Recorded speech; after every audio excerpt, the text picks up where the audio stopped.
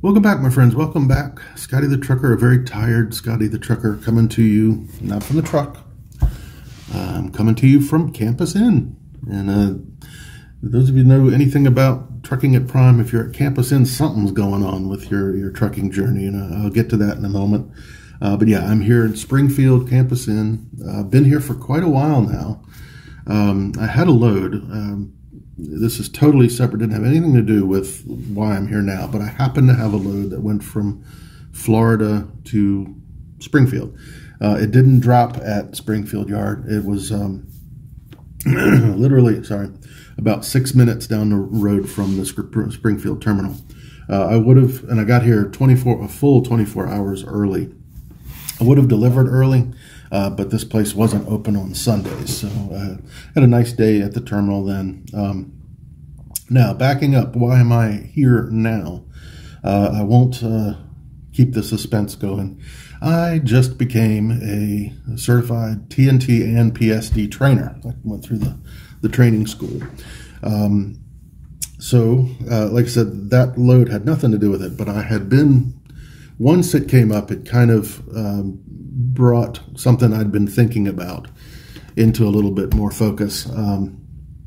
The training part. I don't think I've ever really addressed in a video my thoughts on, will I be a trainer, that kind of thing. I've addressed it in comments a few times. I've had, over the year or two that I've been doing this, I've had several comments, are you going to ever train? I've had people say, oh, I'd love for you to be my trainer. I'm planning to come. And up until fairly recently, my answer was that I probably won't. I'll never say never, but I probably won't. And it's not that I don't like training. I love training. In my former job, I worked in, for those of you that haven't seen the earlier videos, my channel was kind of all about a middle-aged person kind of grappling with financial issues at home, and having a good job, good paying job, but one that was not making ends quite meet the way I feel like at this age I should be meeting, if that makes sense. Bills paid, but not a whole lot of fun, and certainly not enough savings was kind of my situation. But a good job. I worked my way up through the ranks of a mental health agency. My last job was Director of Quality Assurance on the leadership team of this place. And throughout my career, I've enjoyed training. I enjoy teaching, that kind of thing. The difference between teaching in that setting, obviously, and trucking is the danger factor. And even to this moment, that's one thing I'm a little nervous. I'm excited to be training, but I would be lying if I said that this doesn't, the proposal of, you don't do it during PSD, but during the TNT phase, you're sleeping while they're driving, and the best of students. So, I consider myself someone who was very careful and, mindful and serious-minded behind the wheel and everything. But you're new, and I remember issues that came up when I'm driving, borderline a little sketchy, So the best of students is still new, and that makes me a little nervous. So up until recently, I really wasn't planning to train. So what changed?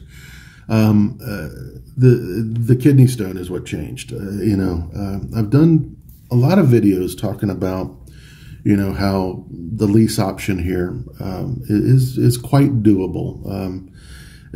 I know it meets some people's definition of scam. Being a difficult process does not necessarily make something a scam. In my mind, everything has been exactly what they promised. There's been no surprises and everything. Leasing is difficult, but it's certainly not impossible. And I know there's many a channel out there that will tell you, you're absolutely crazy, you're going to lose everything. I wasn't. I was doing fine solo. Enjoy driving solo. I was doing fine. The thing and this is important for those of you that are wanting to come out and wanting to do lease, it's absolutely doable, and week to week you are going to be making positive money, usually very good money. On average, it's going to be somewhere from 12 to 15 take home. That is before taxes. You, of course, I've talked about the different buckets, but the money that over your fixed costs and the gross, the money that Prime actually drops into your account. The average has been roughly, it was $1,500 kind of during the I've never trucked during good times. I came in at the kind of the cusp of this down market. So, but I was doing about $1,500, and then as it's gotten a little worse, $1,200 is kind of the more norm, sometimes less, it definitely is the case. But anyway, where was I going? The money.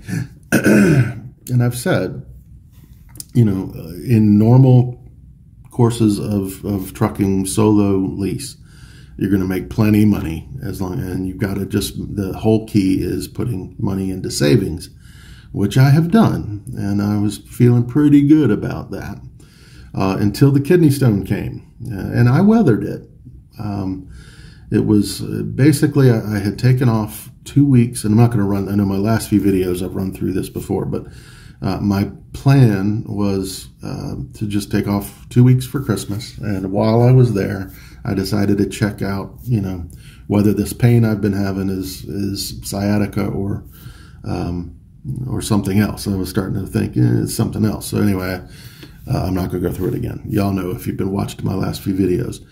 2 weeks stretched out. I did work in the middle of it, but basically in an 8-week period of time between December and January, I was out 5 weeks of those 8. I worked three weeks in the middle. And that stretched me, I will absolutely admit that. It stretched my finances to the brink, I will say. And I didn't come out here to get stretched to the brink. So while I had enough to cover, 5 weeks off as a lease driver, that's a tough span to weather. But that can happen again. So I just don't feel comfortable being that. What's the word? Vulnerable, I guess that's the word. I do believe in the lease system here, or whatever. I just need to be able to insulate myself financially, both in my business accounts and my home. So that's what kind of pressed me, that I got to make a change. I don't know if I'm going to do more than one. I'm kind of playing that part by ear. I'm planning to take a student who, I don't know if I mentioned, I'm picking up a student today. I know they've already assigned me to this person if they clear, their, background checks and everything. I don't know any more than that. I know where they're from. But that's it. And I know that they meet my basic compatibility thing, non-smoker, that kind of thing. So I will learn 3 o'clock today who my trainee is. But like I said, I plan to take, if all goes well, take this one student through PSD and TNT, and we'll go from there. But I look forward to training. I always would have wanted to train. The only thing that held me back is just the danger factor. And like I said, that part, that's going to be interesting, because that part does make me a little nervous. So we'll see. But yeah, the money's certainly much, much better training. So I certainly don't go into this. I think anybody who says they train and they don't care anything about the money, I'm sure there's the rare gem, but most people would be lying. They wouldn't do it if the money wasn't pretty good. So I'll at least put it that way. But I do agree that you shouldn't do this if your heart isn't in, if you don't value helping people and helping people start their career thing, which I do. So it's both. It's a financial decision, and certainly having made the financial decision, I'm excited about the training part. So we'll see. I'll keep you posted. I don't, I certainly don't know I'm going to have that conversation with my trainee as far as the YouTube thing. I will follow whatever they feel comfortable with. They can be as involved in my YouTube channel as they want, or they can be never mentioned, whatever they want. One thing I won't do, no matter what they choose, I won't be airing dirty laundry if we hit difficulties and things like that. I certainly am not going to go into a lot of detail of the why, the wins, and the what happened, that kind of thing. So we'll see. I will certainly inform if it doesn't work out and I have to take them back to a terminal, that kind of thing. But the nitty gritty, the dirty laundry, that's not me. I'm not going to use my platform such that it is. It's not enormous, but I'm not going to use my platform to trash somebody. So I do hope that they would like to participate some, because I think that would be good content, something new. I can convey what it's like to train, and they can convey what it's like to be in PSD and TNT, and that would be valuable information to people thinking about coming out and doing a bit of trucking. So on the training itself, like I said, I just came through the program. Interesting. I wish I came through later. It's gotten so much easier. The CDL test, I don't know if this is federal law or whatever, or if just Missouri. I'm guessing it's federal, but the pre-trip, basically, when I came through, was 10 pages of memorization. It's down to 6. They've cut out a lot of the things that you need to point to. A lot of the parts aren't on there. Yeah, like I said, it's so much less. It's so much less to memorize. And I was shocked to learn, many of you may know already, but they've taken the alley dock off, which was my nemesis. Those of you that watched the videos around when I got my CDL, I failed twice on the alley dock. And then the third time I got parallel, and I got my CDL that day. But there's no more alley dock on this thing. There's no more parallel parking on this thing. They say there's no more offset, but that's kind of the maneuver they have you do. To me, is an offset. It actually follows the same markers and everything that I learned, but it's kind of an interesting thing. There's 4 maneuvers that everybody has to do. There's no more random selection on things, but you basically have to pull. You've got a single set of parallel lines. First move is that you've got to go straight within these lines and stop with your front bumper in the yellow section at the end. Then you pull all the way out forward, and then you have to be able to go all the way through those lines in reverse without touching the lines, all the way out. From there, you drive towards that yellow line again, and you have to, at the very end, you have to make a left turn out of this lane without hitting cones on the left side. It's kind of a little S turn, You have to get out of the lane without hitting things, and you move forward. And then you set up, and then you move backwards back into the lane, which is basically an offset, at least under my definition. So yeah, much easier.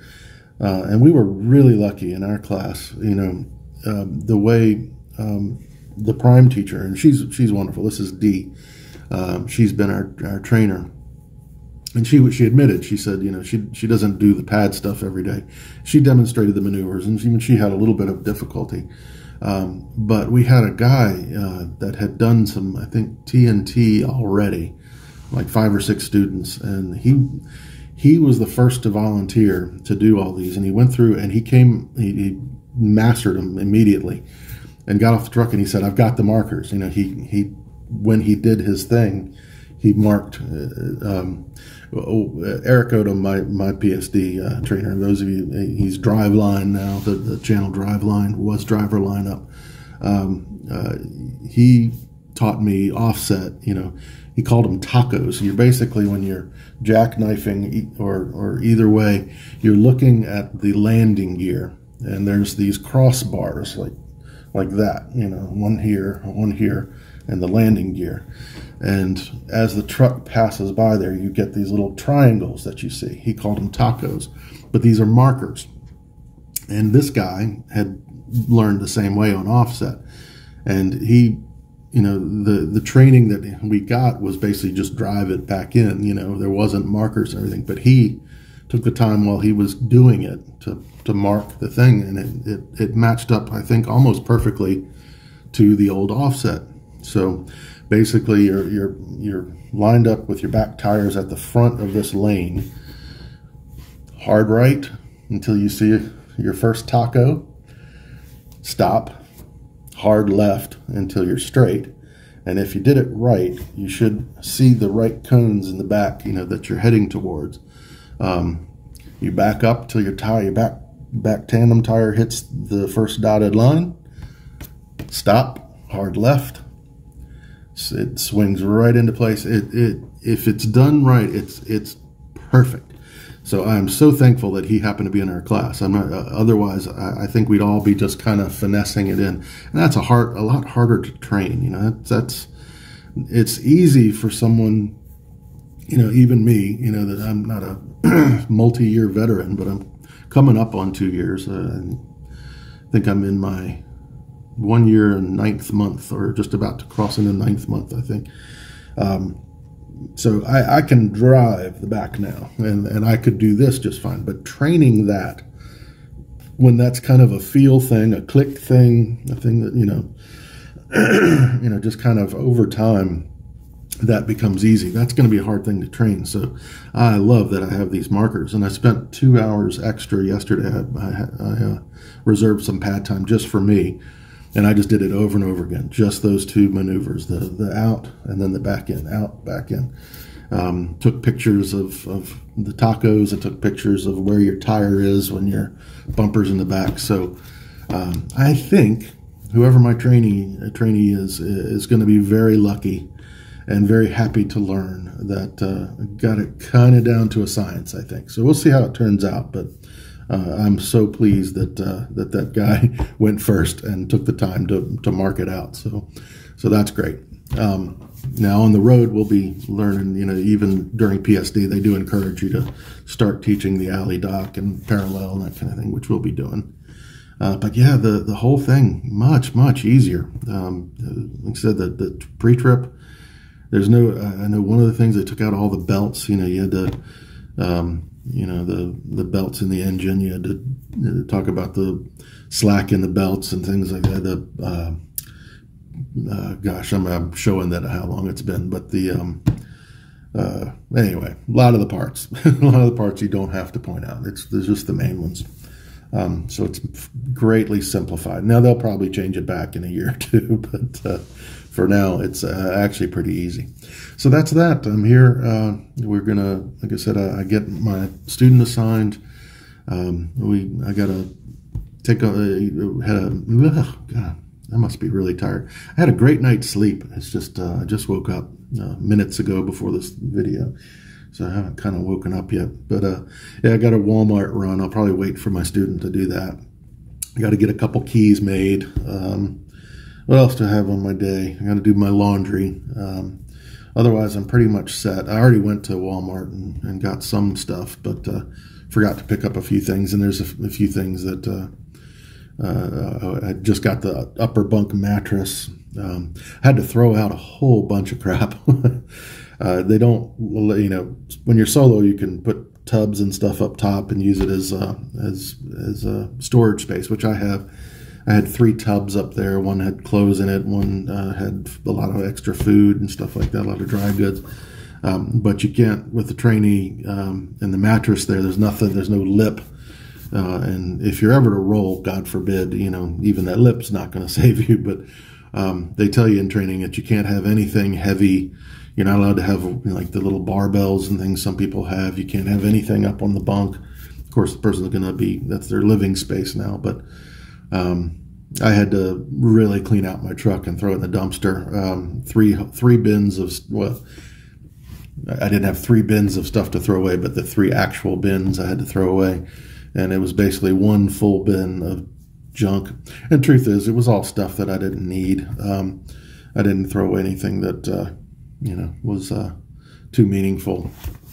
So that was bad. I was a little worried about my, I have a freezer chest and before they inspect your truck. And I was a little nervous. I told them, I don't know, but are you going to make me throw away this freezer I got, I think, for my birthday? My family pitched in. You know, not super duper expensive, but it was a little short of $300, I think. And I hated to just throw that in the dumpster. So I held on to that, and I talked to the instructor. Glad I did, because she said, no, you can keep that. That's necessary. You know, it's a necessary thing for your, you know, stocking your truck. It's fine. So I got to keep my freezer. So anyway. So I'm going to keep you posted no matter what. You know, I don't know about frequency. If the person that I have is excited about YouTubing in any way, it'll probably be more frequent. But like everything else, you know, when you get rolling in TNT, you know, there's privacy and things like that kind of go out the window. So, you know, videos might, I can't say be more scarce. You can't be more infrequent than mine have been, unfortunately. But we'll see. I will, here and there at least, check in with you guys and let you know how things are going. If this is going to be something I think I might continue to do. Will I even make it to the finish line of TNT? I certainly hope. I hope I get a good trainee who's eager, and it'll be exciting. So I will catch back with you soon, let you know how things are going. Have a wonderful day, and I hope talk to you soon. All right, bye-bye.